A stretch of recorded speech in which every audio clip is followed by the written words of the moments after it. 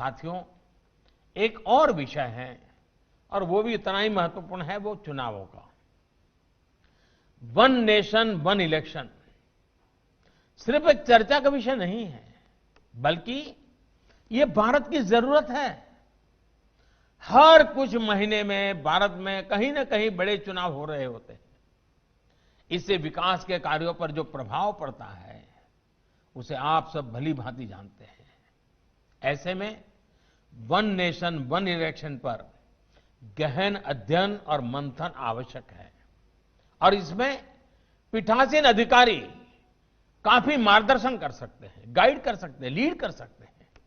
इसके साथ ही लोकसभा हो, विधानसभा हो या पंचायत चुनाव हो, इनके लिए एक ही वोटर लिस्ट काम में आए, इसके लिए हमें सबसे पहले रास्ता बनाना होगा। स्वागत है आप सभी का SH न्यूज में। वन नेशन वन इलेक्शन को पूरे देश में लागू करने के लिए पीएम नरेंद्र मोदी काफी लंबे समय से कोशिश कर रहे हैं, लेकिन अब पीएम नरेंद्र मोदी ने एक स्पेशल पार्लियामेंट सेशन बुलाया है जो 18 सितंबर से लेकर 22 सितंबर तक चलेगा और one nation one election rule लाने के लिए एक कमेटी की स्थापना की गई है और इसके chairperson ex president Ramnath Kovind ji है। इस कमेटी को एक टास्क दिया गया है कि भारत में अभी one nation one election rule लेकर आया जा सकता है या नहीं। वन नेशन वन इलेक्शन को लेकर कुछ इंपॉर्टेंट पॉइंट डिस्कस करेंगे, वो भी आसान भाषा में। ये one nation one election rule क्या है और हमारे देश में ये रूल पहले था भी या नहीं। हमारे देश में मेनली 2 टाइप्स के इलेक्शन होते हैं, पहला लोकसभा इलेक्शन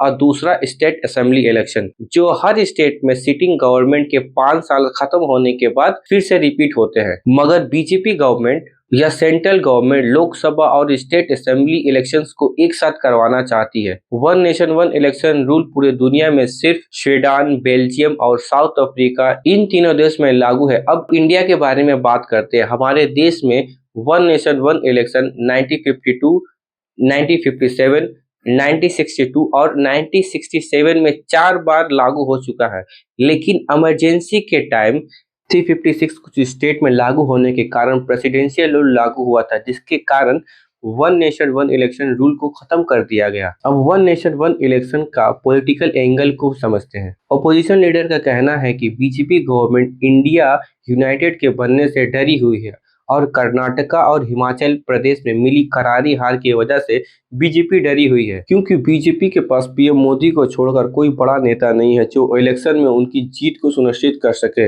इसीलिए बीजेपी मोदी के नाम लोकसभा और स्टेट असेंबली इलेक्शन को एक साथ करवाना चाहती है।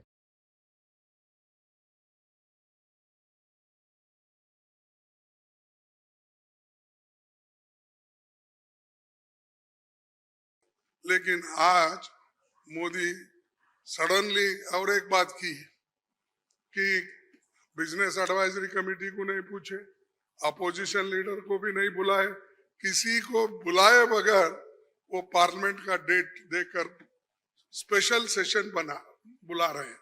अरे स्पेशल सेशन मणिपुर जल रहा था तो आपने नहीं बुलाया, कोविड के वक्त नहीं बुलाया, जब आप चाइना अपनी जमीन हड़प कर ले रही है, कब्जा कर लिए, उसके लिए नहीं बुलाया।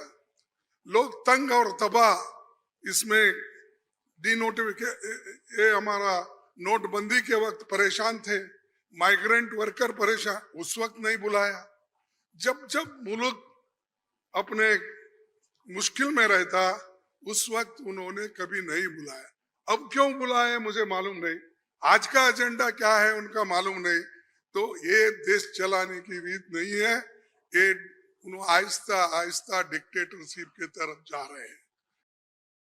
मैं देख रहा हूं कल से ये बीजेपी वालों ने नया शगुफा छोड़ा है, one nation one election, one nation. अरे हमको क्या मिलेगा वन इलेक्शन की 10 इलेक्शन की 12 इलेक्शन?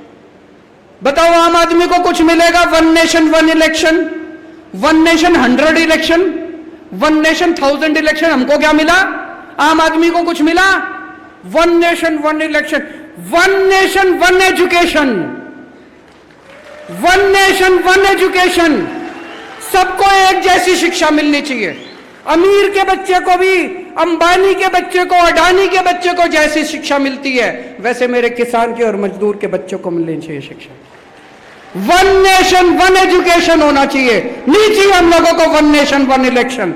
वन इलेक्शन तुम रखो, हमारी बला से 1000 इलेक्शन करा लो, 2000 इलेक्शन करा लो, हमको क्या फर्क पड़ता है।